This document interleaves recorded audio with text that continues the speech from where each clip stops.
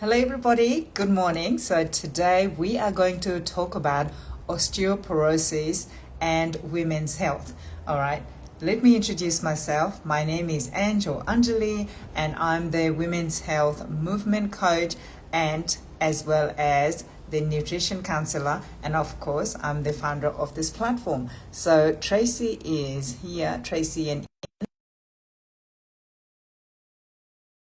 you can hear me. If you can hear me, just give me a thumbs up so we know it is working. All right, technology, right? Hey, Ian and Tracy is here. Welcome, guys. Thank you so much for being here. Hi, thanks for having us. Yeah, I know your time is precious and we truly appreciate you being here. All right, so I was just introducing myself. Now, I was going to introduce you, but I think would you like me to read your bio or you would like to? Ian, go ahead. You start. Thank you. Hi, Yes. everyone. My name's Ian Pedler, and I'm from Next Level Strengths, and I work out a Good Life in Varsity.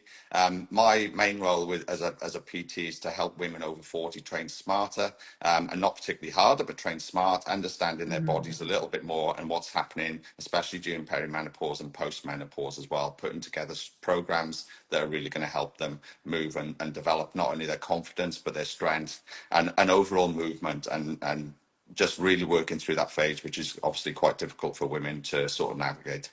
Yes, because it's so saturated, the information, there are so many information out there. So if we have someone who can guide us is, it is amazing support.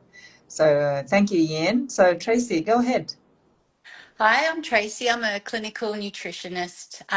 So I really enjoy supporting women through perimenopause and beyond, because I'm living that experience too.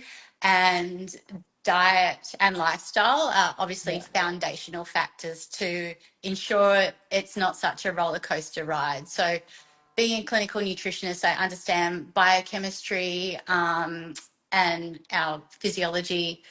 So I interpret blood test results as well, which is obviously where I kind of like to start to look to optimal ranges for people, because the GPs often, well, they do have a very broad reference range. So I really like to target that to a more personalised approach.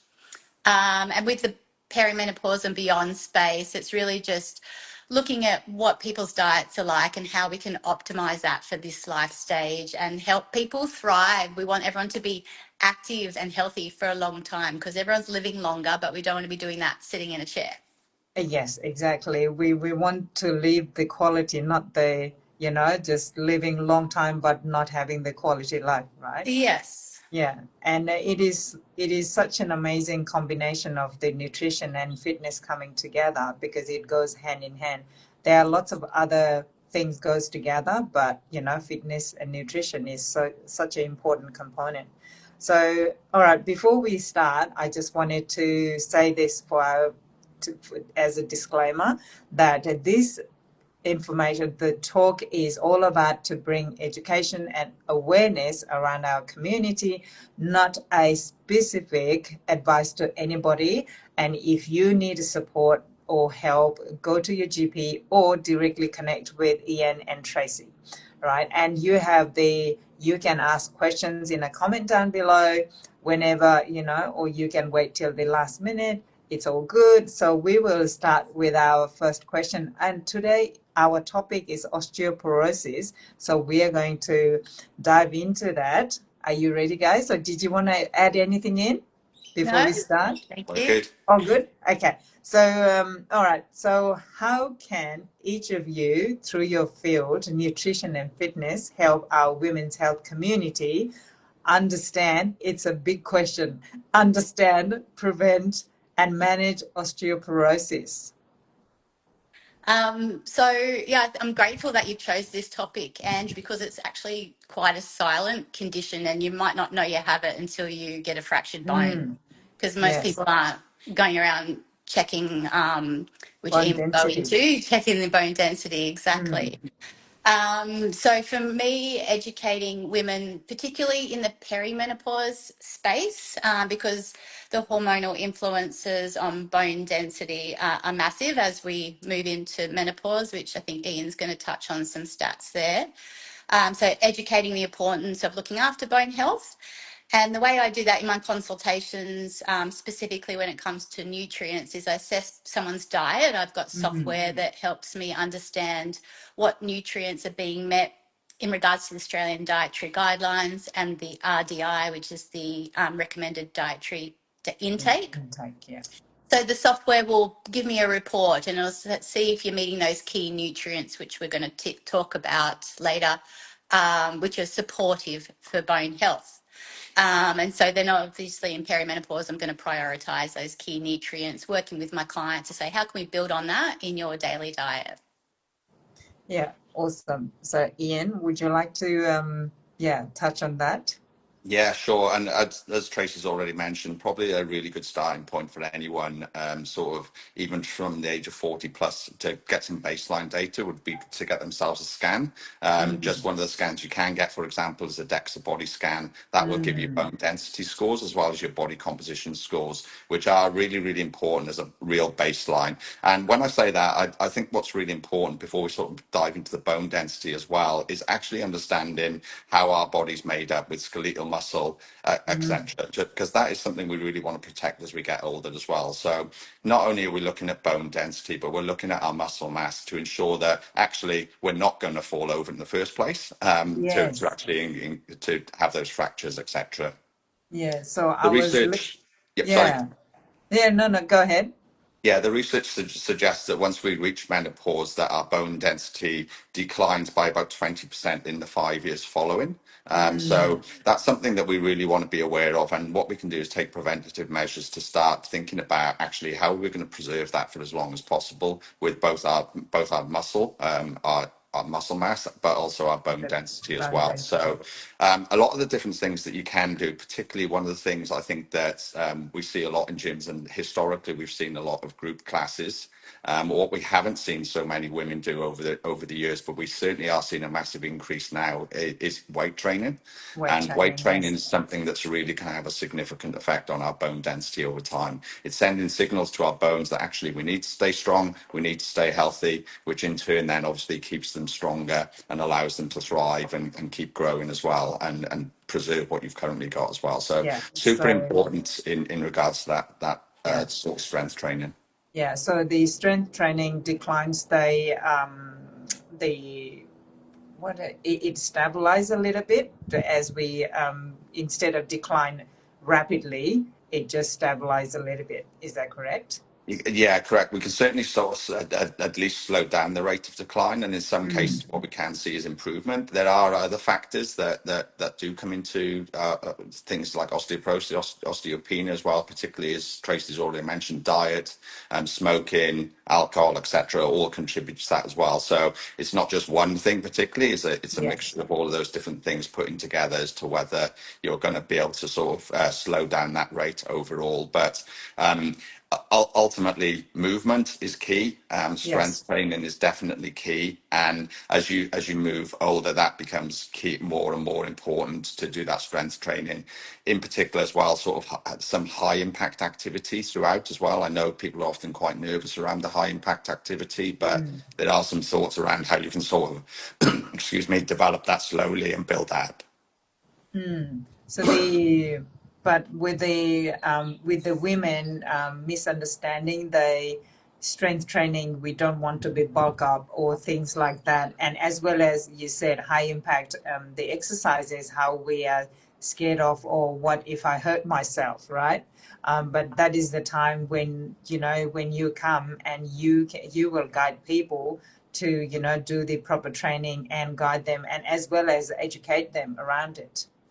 Yeah, absolutely. And obviously one of the biggest fears a lot of the time is women saying, I don't want to get bulky, I don't want to get really big. It's very, very difficult actually to put on muscle size, in particular with the hormones that you're Yes. dropping off. I can tell you I trained as hard as I can and I still struggle. So, unless you're the testosterone levels in women's bodies are significantly less than men's, probably by up to 15 to 20 times. So it's very unlikely. What you are going to probably get by doing heavyweight is actually the toned effect that we often hear about, even by just doing, by pushing with heavy weights. So that becomes really important. But it really is a long journey. This is not something that you're going to come into the gym, do for 12 weeks, and then suddenly be okay. And then you're like, woof. Yeah, and I think the important thing is everybody, when they come to me, what I do is an assessment. What is their current movement ability? What can they do? How much can they move? And then from there, it's a really nice slow progression forward from there within their own abilities. Constant check-ins, how they're feeling the next day, just to make sure that they're not getting any sort of ill effects, or they're not too sore. So that's really important. That if anything, I would rather progress slightly slower than people waking up and not being able to move because they've done too many legs. Then that will be a bit discouraging if they're too sore. Then like, oh, can't be bothered because I can't even move, right? Yeah, absolutely. And at the same time, when you're guiding people, taking slowly towards the, like getting into the habit of movement, and Tracy comes in as well. So you guide them, those people, how to start, taking in the healthier diet, lifestyle.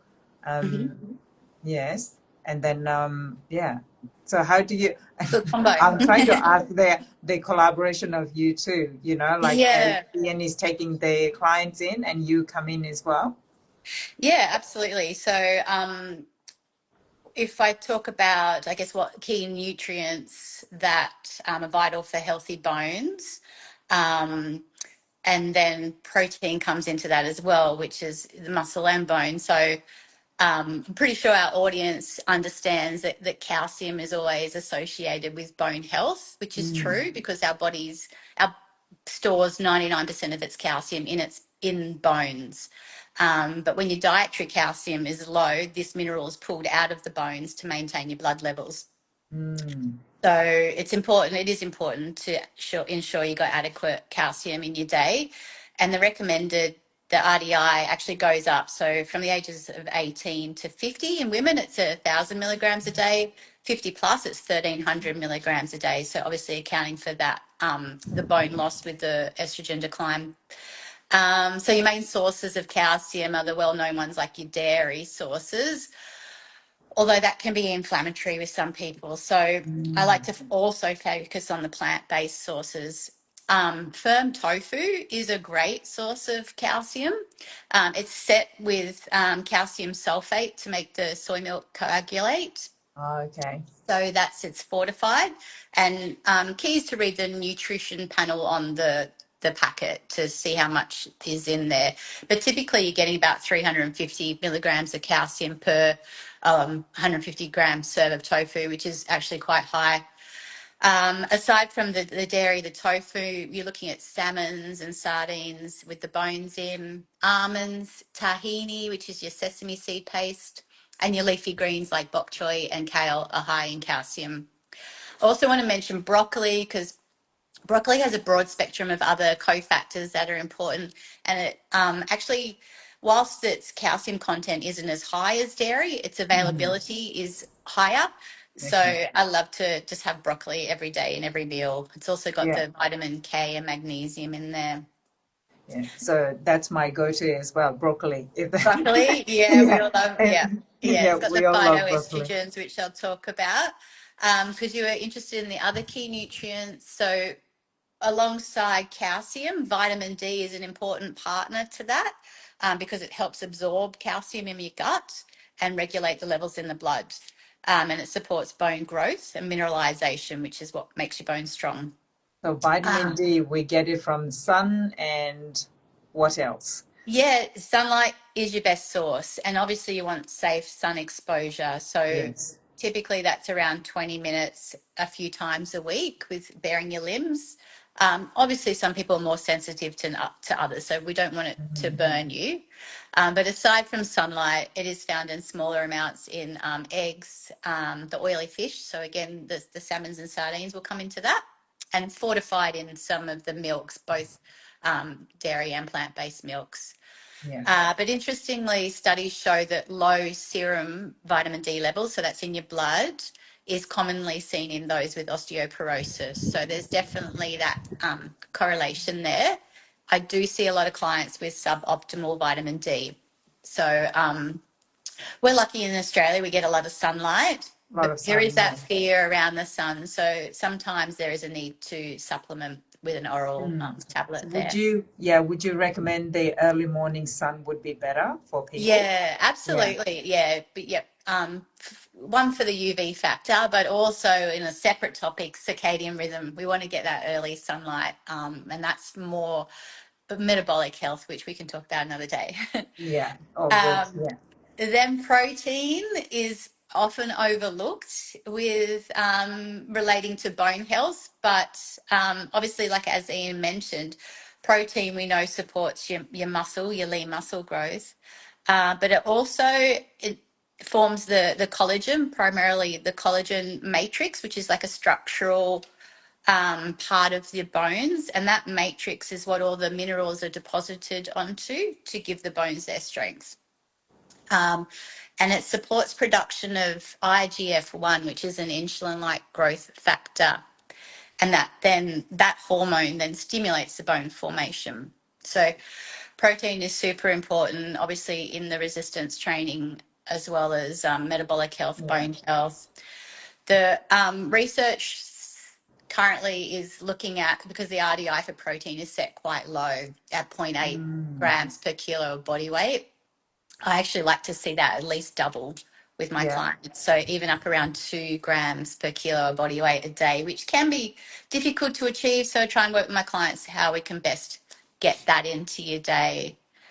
Yes. And I'll So just, you're what right. is the simplest protein that people can have, and how much? If you show it with the hand, Yeah. how much would that be? A serve if it's meat, obviously that's usually your biggest source. So but your lean meats, your quality lean chicken breast or turkey Hmm. breast, and usually a palm size is about Yeah. 100 grams, which will give you around 30 grams of actual protein, and you want to aim for 30-gram minimum per meal and Okay. some snacks in the day. If you're not a meat eater, then we need to boost it up a bit more. Again, this is where tofu is really great, and tempeh, plus all your legumes like your chickpeas and lentils and that sort of thing. Hmm. Um, Supplementing with protein powders can be useful, especially if you can't tolerate that much food. Yes. Appetite is often suppressed with the hormonal influences in menopause Yeah. as well.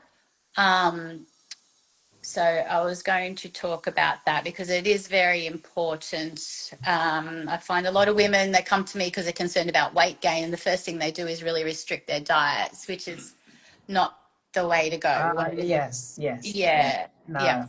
Yeah. And I I think have. probably, look, Yeah. from my point of view, I think if you look about the partnership and why we work together, is one of the big things I identified really quickly. In order for me to be able to get results with my clients, I need them eating correctly and eating well. Mm. Even from conversations with them, although they often perceive themselves as eating healthy, they'll often talk about eating salads. They'll often talk about eating Yes. healthy all the time. What I can just almost tell that they probably are significantly under eating, and then Mm. particularly in and around that protein as well. So without those protein levels, we're not really going to support the muscle growth that we need or the Muscle growth. recovery that we need, which becomes essentially important then for women. Yeah, so the muscle growth, that means the skeletal muscle, right? Skeletal Correct. muscle Skeletal for muscle. that growth. And I was listening to Mel Robbins a few days ago, and then she said that she had the specialist come on live, and then she said that the skeletal muscle is the biggest organ in our body. And I didn't know that. So, yeah.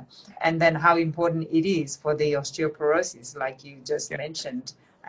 Yeah, thank you for shining light on that.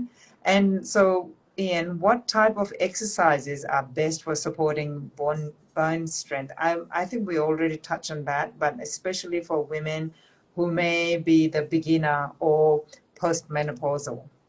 Yeah, absolutely. And again, it really does depend on the level of what they've done currently. But it can start off from very simply just going out and walking every day. Very often we only do the walking that was necessary, but even going out for a walk in the moment, going out and getting that vitamin D early on, trying to hit sort of 4 to 5 thousand steps early morning is a Yes. great way to start the day, because then naturally you'll have what we call the neat steps or neat activity throughout the day, which will boost those as well. So something that's really, really important is obviously just getting out and walking and doing some exercise. If you can, some of the good bone strengthening exercises might be anything from things like just gentle jogging. If you can do gentle jogging, great.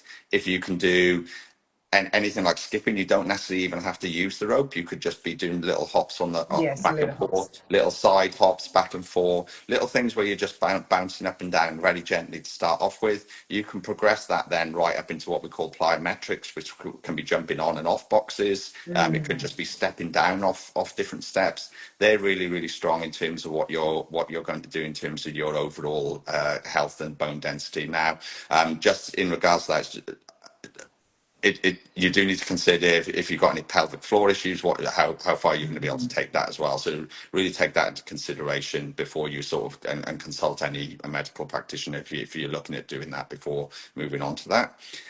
But then very simply in terms of the gym, what we're looking for then is some very simple exercises that are going to strengthen our bones. When often I start off and I do an assessment, we'll often do maybe things like just air squats, so just squatting without any weight. Yes. It's quite interesting to understand how many people the next day actually can feel just squatting without any weight whatsoever. So they can feel that when you're doing sort of 15 to 20 squats.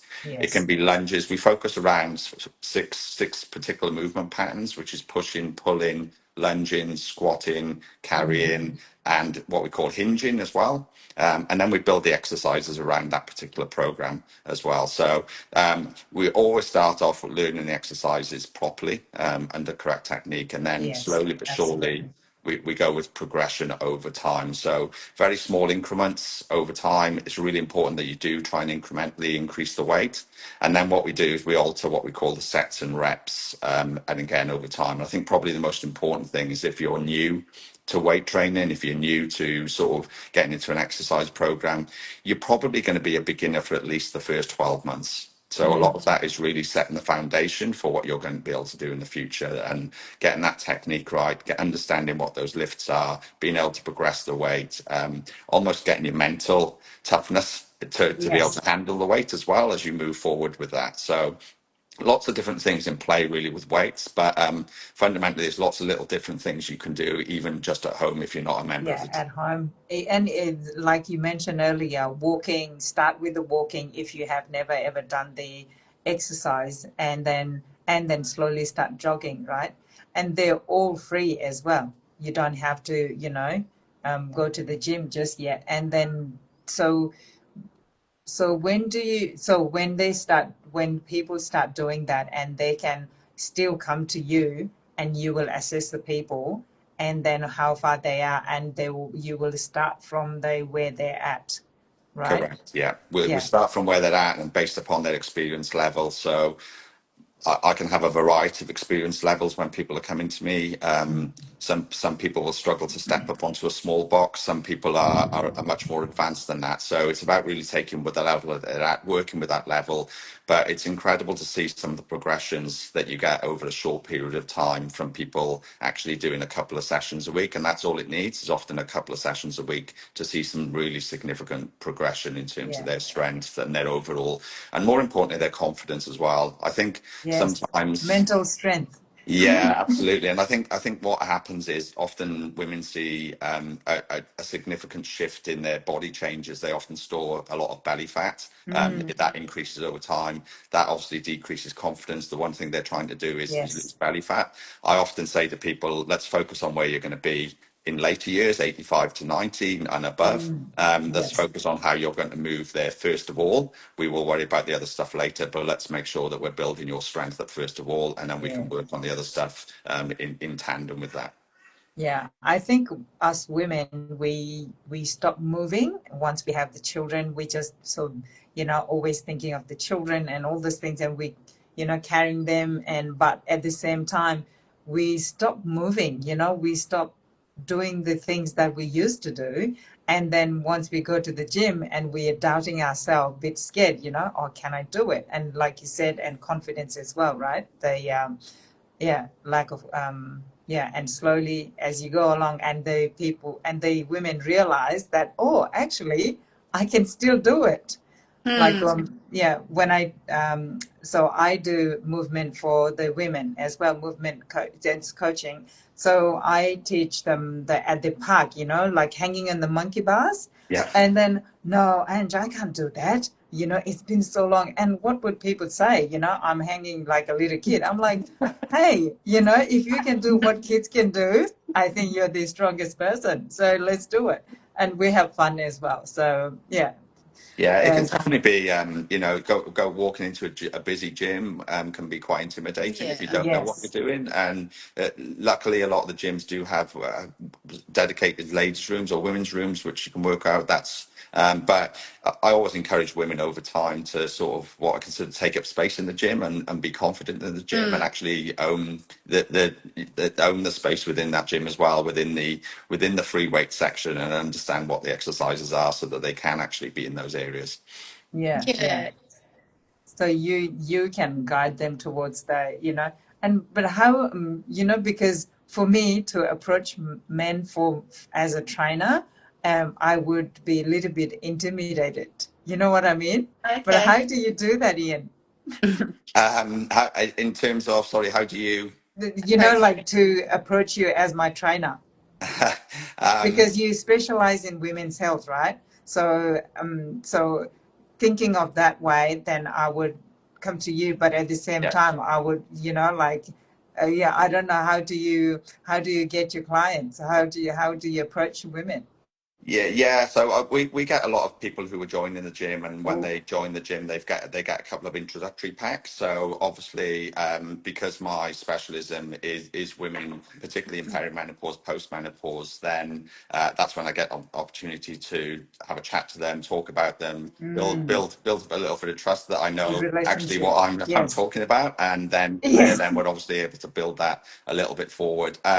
Often people will have we've got what we call an evolved body scanner at the gym, where people will have body scans as well. That gives me an opportunity to talk through their results, particularly around their lean body mass and their skeletal body mass.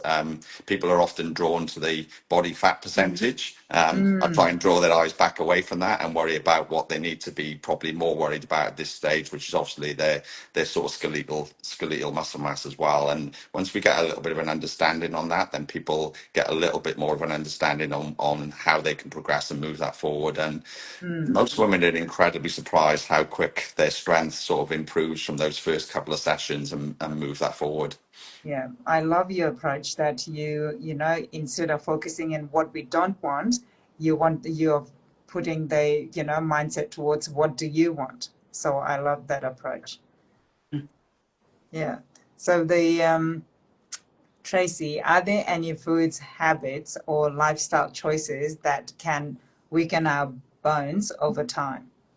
Yeah, there's definitely bone depleting factors. So high caffeine and alcohol Okay. can increase calcium excretion. Mm, Excess salt can increase the calcium loss in your urine. Smoking mm, impairs bone formation. It's toxic. And then very low calorie diets. Again, circling back to that, you're not getting enough nutrients, but it also signals your body to produce cortisol, the stress. It's a perceived stress when it's a starvation mode, and that cortisol is a catabolic hormone, meaning it breaks things down, muscle and bone included. And that can put you in something called low energy availability, which is not exclusive to menopause either. A lot of female athletes in low energy availability that I've seen. So I like to work with female athletes as well because especially our weight making sports and things like that, it's about nourishing your body, and there is a fine line. So calculating your calorie requirements properly by coming to me is super important. So yeah, the main bone depleting factors. Yeah. So when you're talking about caffeine, we Yeah. might have to be very careful here. Lots of people Yes. love I love caffeine and glass coffee. of I know. wine. Yeah. So what do you what is the minimal or the maximum you would have throughout the day? I do So have to be people careful, can don't have a I? does it even depends on a person how they absorb the caffeine as well, Yeah, or it doesn't? people do metabolize caffeine differently. I mean, it can move through your body quicker than others. So if you want to enjoy your coffee, it's best to have it away from food because it's the tannins in the caffeine and coffee Mm. that inhibit a lot of nutrient absorption, including Ah, iron. So a lot of my clients that are low in iron, I try and encourage to have your coffee at least an hour away from your food. okay. So you can still have it. I still enjoy coffee, definitely. Um, but where you can, just be mindful to have it away from your meal. Oh, okay. Um, yeah. So is there any specific you would say that 3 or 4 cups a day, or Yeah, I just probably, cut it off at 4 is quite a bit. cut it off Yeah. with 4? Most people I see are really only having about 2 a day. So I don't feel like I've had to address the caffeine consumption too much. But Yeah, yeah, I think start by just keeping it away from your meals. keeping it away an hour away, you said. About an hour, yes. But so coffee to get like, because when we go to the restaurant, lots of people order the coffee Probably and with the your food food. together. Yeah, it's common. And look, I do it at breakfast time too. Yes, It can actually inhibit nutrient absorption by around absorption. 40%. So Wow, it can that's a be high number. significant. So Yes. yes, and I know it's not always an ideal thing. If you have to have your coffee with your breakfast meal because that's what time permits and you need it, I don't take it away from people. I'm not, but I just educate people, and if once people have an understanding of the impact, then it's empowering them with that choice. And, I really want to improve my calcium or my iron or something like that. So I'm going to be mindful about having my coffee an hour after my food. And once you've Yes. done it, you realize you can still wake up all right. I Yeah. think it's the mindset as well as they like educating people. Once they have the education, they have the choice. They Yeah, can make that decision that, exactly. what they want to improve on, and what they want to, focus in their life, right? Yep. And That's right. yeah. All right. So for to both of you, this Yeah. question is like, if you could share one empowering message to empower women to take care of their bone health and overall well-being, what would it be?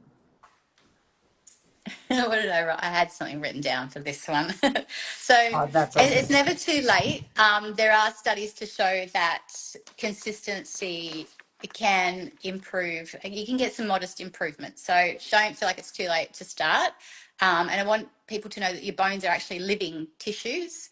So you Mm, need to nourish them like you do the rest of your body. So how you nourish and move your body is really important for longevity because we all want to be, like I said earlier, not only living longer but with yes. vitality and active lifestyle is the way to go. So menopause is not the end; it's just a redefining Transition. how. Yes, thank you. Yes, transition. Another transition. Yeah. Yes. Ian? Yeah, very similar message from me. You're certainly not too old and not too busy either. Sometimes it can take as little as 5 minutes a day. You can do stuff at home to help yourself. So whilst it may seem like a big effort to jump in a car and go to the gym and do things, there is Mm, stuff that you can do at home, tick away each day. I often talk to people about you wouldn't not clean your teeth every day. So make it yes. a habit, make it the same habit as what you're doing.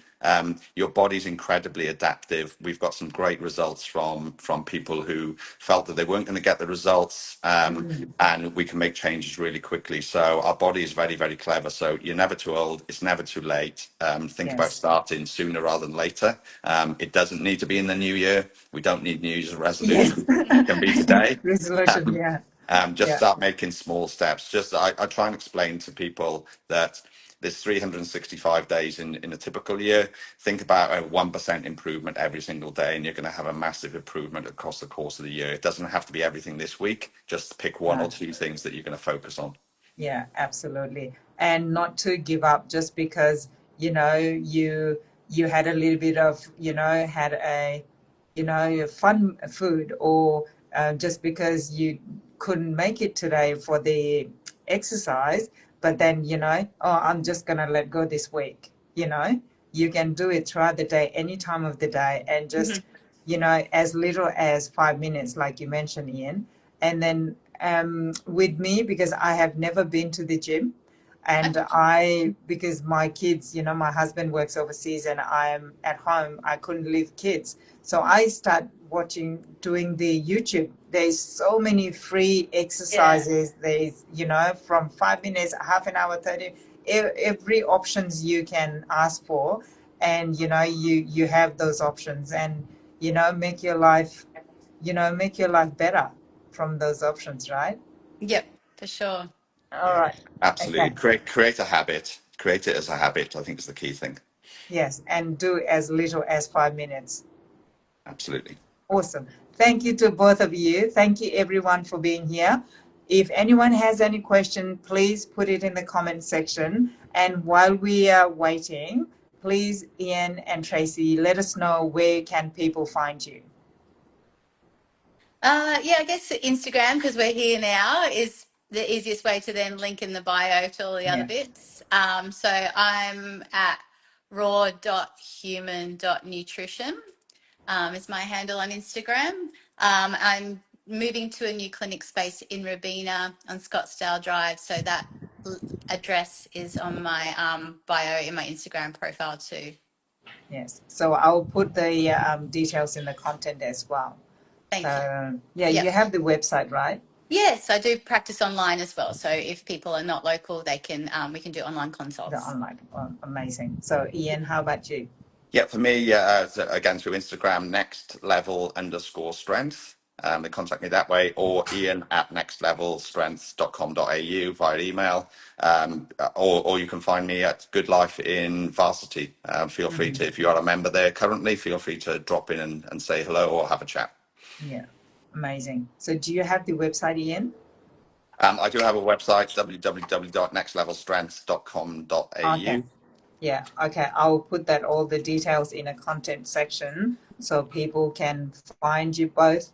And yeah, thank you guys. Thank you so Thanks, much Ange. for being here and shining some light on osteoporosis and especially supporting our women, our community. So thank you so much. You have an amazing day, and I will talk to you soon. Thank Great, you. lovely Thank you, chat. Thank you. everybody. Thank Take See you care. for ya. Bye bye. being Bye.